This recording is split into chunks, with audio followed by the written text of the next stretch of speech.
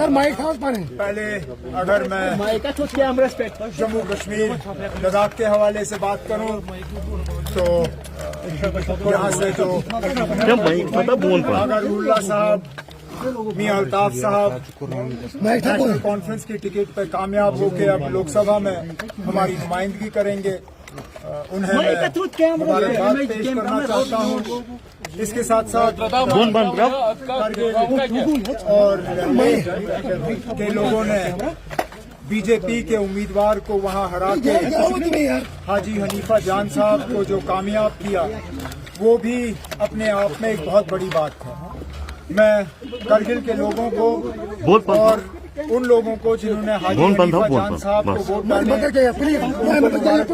करता हूँ। जहाँ तक मेरी अपनी सीट है, यार अगर आप लोग सुनना नहीं चाहते हो तो कहिए, मैं चला जाऊंगा। जहाँ तक मेरे अपने सीट की बात है, जाहिर सी बात है कि मैं इस अंदाज में आपसे बात करना नहीं चाहता था। मेरी ये उम्मीद थी कि बारामूला काउंटिंग सेंटर से डीसी ऑफिस जाके अपना सर्टिफिकेट लेके मैं आपसे बात करूं, लेकिन अल्लाह ताला को वो मंजूर नहीं था और बारामूला पार्लिमानी सेगमेंट के लोगों ने जो फैसला सुनाया है वो हमारे सिर आंखों पे। मैं जानता था कि ये मुकाबला मुश्किल होगा। शुरू में जिसके खिलाफ मैं इलेक्शन लड़ रहा था, वो उसकी मुखालफत करना मेरे लिए ज्यादा आसान था। इंजीनियर रशीद साहब जब मैदान में उतरे तो जाहिर सी बात है इलेक्शन में उनका मुकाबला करना हमारे लिए थोड़ा सा और मुश्किल पड़ गया।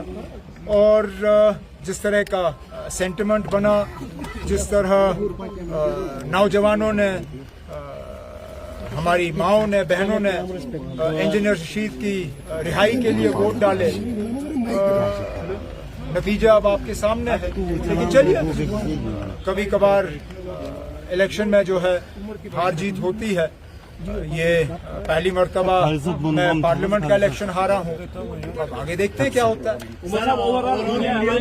हाँ सॉरी, मुझे ये भी, क्योंकि मैं जम्मू कश्मीर में ही मैं फंस गया। जहाँ तक मुल्क भर के नतीजों की अगर हम बात करें तो दिल खुश हुआ। हम शायद इससे ज्यादा उम्मीद कर रहे थे, लेकिन एग्जिट पोल्स गलत साबित हुए। वो जम्मू कश्मीर के बारे में भी गलत साबित हुए और बाकी मुल्क के बारे में गलत साबित हुए। जिस तरह अखिलेश ने यूपी में किया, ममता दीदी ने वेस्ट बंगाल में, स्टालिन साहब ने तमिलनाडु में, शरद पवार साहब और उद्धव ठाकरे ने महाराष्ट्र में, और जिस तरह कांग्रेस ने राहुल गांधी और खड़गे साहब और प्रियंका जी ने, जिस तरह कांग्रेस की टैली जो है लगभग अब 100 पे वो टच कर रहे हैं। एग्जैक्ट फिगर्स मेरे पास अभी है नहीं। कोई भी एग्जिट पोल के बाद ये सोच भी नहीं सकता था कि इतनी अच्छी परफॉर्मेंस ऑपोजिशन की रहेगी। बीजेपी जो 370 की बात कर रहे थे, जो 400 पार की बात कर रहे थे, अब उनको कोलिशन गवर्नमेंट चलानी होगी। अब इस वजीर आजम के लिए, जिन्होंने अपने हुकूमत को एक डिक्टेटरशिप के तौर पे चलाया है, इस वजीर आजम के लिए एक कोलिशन चलाना ये एक नई बात होगी। मैंने खुद कोलिशन चलाया है, मैं जानता हूँ कितना मुश्किल है कोलिशन चलाना। मैंने वाजपेयी साहब की कोलिशन में काम किया है।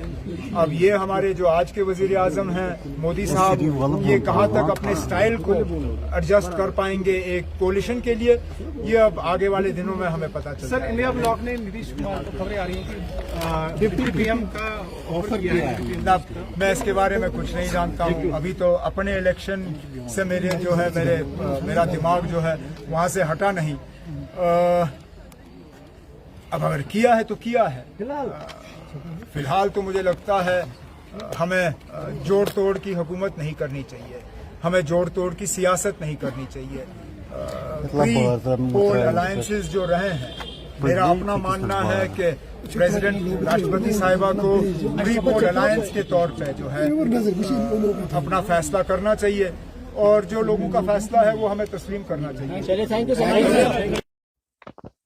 अपना सर्टिफिकेट लेके मैं आपसे बात करूं, लेकिन अल्लाह ताला को वो मंजूर नहीं था और बारामुल्ला पार्लिमानी सेगमेंट के लोगों ने जो फैसला सुनाया है वो हमारे सिर आंखों पे।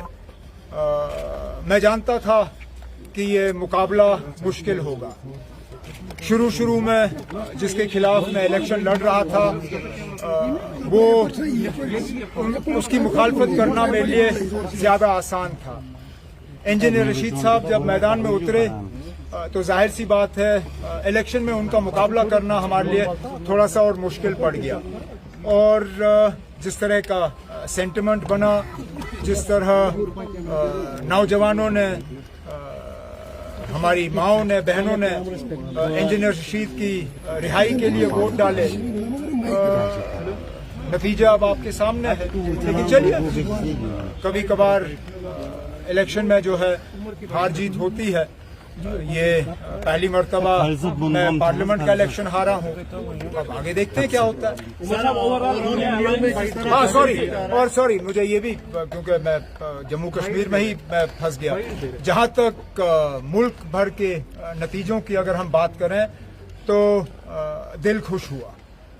हम शायद इससे ज्यादा उम्मीद कर रहे थे, लेकिन एग्जिट पोल्स गलत साबित हुए। वो जम्मू कश्मीर के बारे में भी गलत साबित हुए और बाकी मुल्क के बारे में गलत साबित हुए।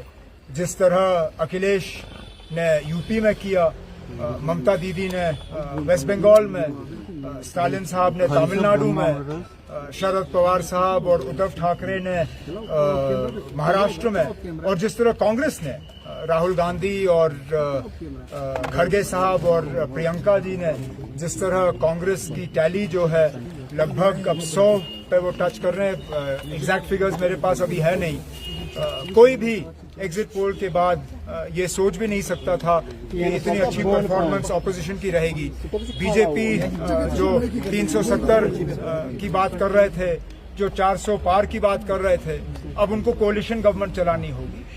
अब इस वजीर आजम के लिए, जिन्होंने अपने हुकूमत को एक डिक्टेटरशिप के तौर पे चलाया है, इस वजीर आजम के लिए एक कोलिशन चलाना ये एक नई बात होगी। मैंने खुद कोलिशन चलाया है, मैं जानता हूँ कितना मुश्किल है कोलिशन चलाना। मैंने वाजपेयी साहब की कोलिशन में काम किया है। अब ये हमारे जो आज के वजीर आजम हैं मोदी साहब, ये कहाँ तक अपने स्टाइल को एडजस्ट कर पाएंगे एक कोलिशन के लिए, ये अब आगे वाले दिनों में हमें पता चलेगा। सर, इंडिया ब्लॉक ने नीतीश कुमार को खबरें आ रही हैं कि डिप्टी पीएम का ऑफर किया है। मैं इसके बारे में कुछ नहीं जानता हूँ। अभी तो अपने इलेक्शन से मेरा दिमाग जो है वहाँ से हटा नहीं। अब अगर किया है तो किया है। फिलहाल तो मुझे लगता है हमें जोड़ तोड़ की हुकूमत नहीं करनी चाहिए, हमें जोड़ तोड़ की सियासत नहीं करनी चाहिए। प्री पोल अलायंसेस जो रहे हैं, मेरा अपना मानना है कि प्रेसिडेंट राष्ट्रपति साहिबा को प्री पोल अलायंस के तौर पे जो है अपना फैसला करना चाहिए, और जो लोगों का फैसला है वो हमें तस्लीम करना चाहिए। चलिए, थैंक यू सर।